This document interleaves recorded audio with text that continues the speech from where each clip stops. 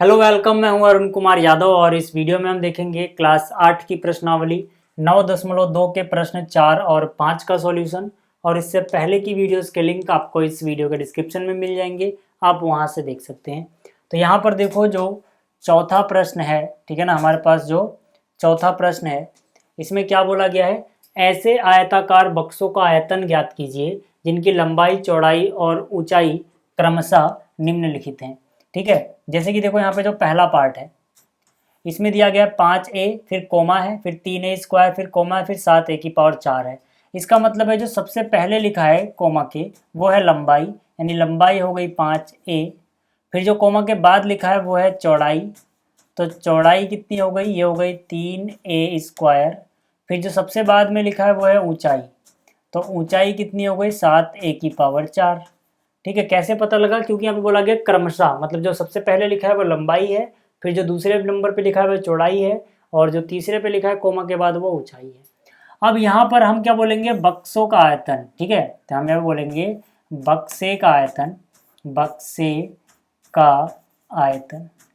ठीक है, जो बक्से का आयतन होगा वो कैसे निकलेगा, देखो बक्से का आयतन होगा लंबाई गुणा में चौड़ाई गुणा में ऊंचाई।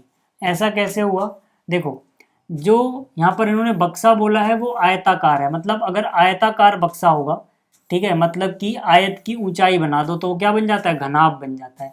मतलब जो बक्सा है वो घनाभ के आकार का है, और घनाभ का जो आयतन होता है, मतलब इसके अंदर जगह जो है, जैसे अगर आप इसमें पानी भरो तो कितनी जगह में पानी आएगा, वो इसका आयतन कहलाता है। और आयतन इसका होगा लंबाई गुणा चौड़ाई गुणा में ऊंचाई। आप याद रखना, घनाभ का आयतन होता है लंबाई गुणा चौड़ाई गुणा ऊंचाई।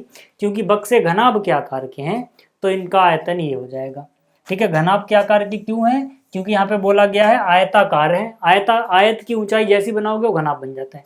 ठीक है, तो यहाँ पर लंबाई कितनी है 5a, लंबाई की जगह 5a लिख दिया, चौड़ाई की जगह क्या 3a स्क्वायर, तो यहाँ से 3a स्क्वायर लिख दिया, ऊंचाई की जगह क्या 7a की पावर 4। ठीक है, तो इनको गुणा कर दो यार, 5 को 3 से गुणा करोगे 15 आएगा, 15 का पहाड़ा 7 बार पढ़ोगे, 15 सत्ते 105 होता है, तो यहाँ से आ गया 105। अब यहाँ पे a की घात 4 है, a की घात 2 है, a की घात 1 है।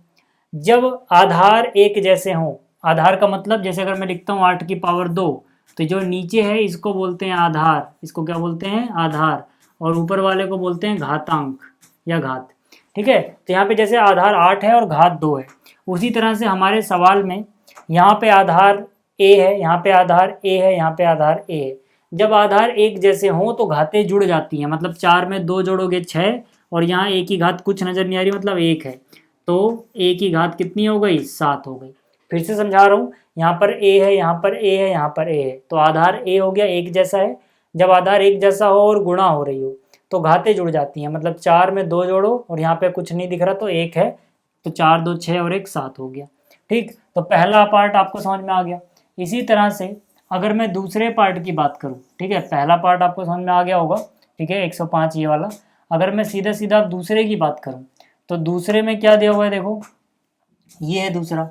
ठीक है, लंबाई है 2p, चौड़ाई है 4q, ऊंचाई है 8r।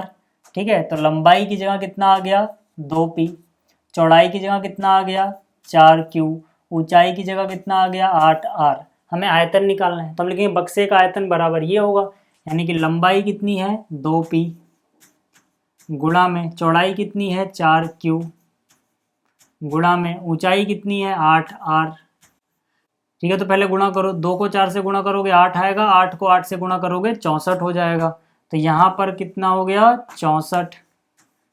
यहाँ पर P है, यहाँ पर Q है, यहाँ पे R है, ये तीनों अलग अलग हैं तो ऐसे ही लिखेंगे P Q R, ऐसे चिपका के लिख दोगे। ठीक, तो ये हो गया आयतन दूसरे पार्ट का। ठीक है, अब तीसरे पार्ट में देखो क्या दिया गया है। ठीक है, जो तीसरा पार्ट है ये दूसरे का वो था। अब तीसरा देखो, तीसरे में क्या दिया गया है एक्स वाई। ठीक है, यानी कि लंबाई है एक्स वाई, फिर क्या लिखा हुआ है 2x स्क्वायर वाई, यानी कि 2x की घात 2y, ये हो गई चौड़ाई। फिर कोमा के बाद क्या है 2x y की घात 2, तो ये हो गई ऊंचाई।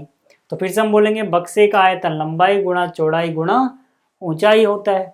तो लंबाई का मान कितना है एक्स वाई, तो यहाँ से हो जाएगा एक्स वाई, फिर गुणा, फिर चौड़ाई, चौड़ाई का मान यहाँ पर देखो ये रहा कितना है 2 x की घात 2 और क्या है y। फिर है ऊंचाई, ऊंचाई का मान कितना है 2 x और y की 2, x और y की घात 2। ठीक है, तो पहले जो नंबर है उनको गुणा कर लो। कितना है देखो यहाँ पे 2 गुणा में 2 कितना हो गया 4। तो शुरुआत में तो आ जाएगा 4। अब देखो x कहाँ कहाँ पे है, x की घात 1, x की घात 2, x की घात 1। ठीक है, तो 2 और 1 3 और 1 ये 4, मतलब x की घात हो गई टोटल मिला के 4। y देखो, y की घात 1, y की घात 1, y की घात 2, तो 1 और 1 2 और 2 4, तो मतलब y की घात भी कितनी हो गई 4 हो गई। तो ये आ गया इसका आयतन। इसी तरह से जिसका चौथा पार्ट है ये आप खुद कर लेना, आप आराम से कर सकते हो, समझ में आ गया होगा। अब बात करते हैं पांचवे की। तो यहाँ पर देखो जो पांचवा प्रश्न है बोला गया है गुणनफल ज्ञात करो। ठीक है, पहले पार्ट से शुरू कर रहा हूँ मैं। पहले में क्या है देखो यहाँ एक्स वाई, ठीक है, पहले क्या है एक्स वाई, फिर वाई जेड, फिर जेड एक्स, इनको गुणा करना है। एक्स वाई को गुणा करना है वाई जेड से, इसको गुणा करना है जेड एक्स से। तो हम क्या करेंगे, पहले देखो x कहाँ कहाँ पे है, x यहाँ पर है और x यहाँ पर है। ठीक है, दो जगह x से गुणा हो रही है, तो x की घात 1 कुछ नहीं नज़र आ रहा मतलब 1 है, यहाँ पर भी कुछ नज़र नहीं आ रहा मतलब 1 है, तो x की घात 1 जमा 1 2 हो जाएगा, क्योंकि अगर आधार एक जैसे हो और गुणा हो रहा हो तो घातें जुड़ती हैं। इसी तरह से y देखो 2 बार नज़र आ रहा है, मतलब y की घात 2 हो जाएगी, z भी 2 बार नज़र आ रहा है, z की घात 2 हो जाएगी। ठीक है, तो पहला आपको समझ में आ गया होगा। अब बात करते हैं दूसरे पार्ट की। जो इसका दूसरा पार्ट है इसमें क्या है a है, ठीक है, तो a को गुणा करना है। यहाँ पर क्या है माइनस का a स्क्वायर और यहाँ पर क्या है गुणा करना है a की घात 3 से। इनको गुणा करोगे देखो पहली बात तो माइनस सिर्फ एक बार आ रहा है तो माइनस रहेगा, क्यों, यहाँ पे प्लस माइनस माइनस हुआ, माइनस को प्लस से करोगे माइनस ही रहेगा। ठीक है, जब माइनस विषम बार आता है तो माइनस ही रहता है। तो यहाँ से a की घात कितनी हो जाएगी 2 और 3 5 और यहाँ पे 1 6, यानी a की घात हो जाएगी 6। ठीक है, तो अब देखो बात करते हैं तीसरे की। तीसरे में क्या है देखो, तीसरे में हमें गुणा करना है 2 को गुणा करना है 4y, इसको गुणा करना है 8 y की घात 2 और इसको गुणा करना है 16 y की घात 3 से। ठीक है, तो यहाँ पर देखो 2 को 4 से गुणा करोगे 8 आएगा, 8 को 8 से गुणा करोगे 64 आएगा, 64 को 16 से गुणा कर लो रफ में, 64 को किससे गुणा कर लो 16 से। ठीक है, तो 6 चौके 24 का 4 हासिल गया 2, 6 3 36 और 2 38, 1 को 4 से किया, 1 को 6 से किया, यहाँ गया 4, यहाँ गया 2 12 और 6 3 9 और 1 10, 1024। ठीक है, तो मतलब क्या कि जब सबको गुणा किया नंबर्स को तो 1024 आया। y की पावर 3 है, y की घात 2 है, y की घात 1 है, तो 3 और 2 5 और 1 6, तो y की घात कितनी आ जाएगी 6 आ जाएगी। ठीक है, ये भी आपको समझ में आ गया होगा। इसी तरह से अगर मैं बात करूं चौथे की, चौथे में देखो यहाँ पे क्या है a, इसको किससे गुणा करना है 2 b से, इसको किससे गुणा करना है 3 c से, इसको किससे गुणा करना है 6 a b c से। ठीक है, तो पहले सारे नंबर को गुणा कर लो, 2 3 6 गुणा में 6 कितना हो गया 36। अब देखो a कहाँ कहाँ पे है, यहाँ पर है a और यहाँ पर है a, तो a की घात कितनी हो गई 2 हो गई। फिर देखो b यहाँ पर है, b यहाँ पर है 2 बार आया, b की घात कितनी हो गई 2 हो गई। फिर देखो c यहाँ पर है, c यहाँ पर है, c की घात कितनी हो गई 2 हो गई।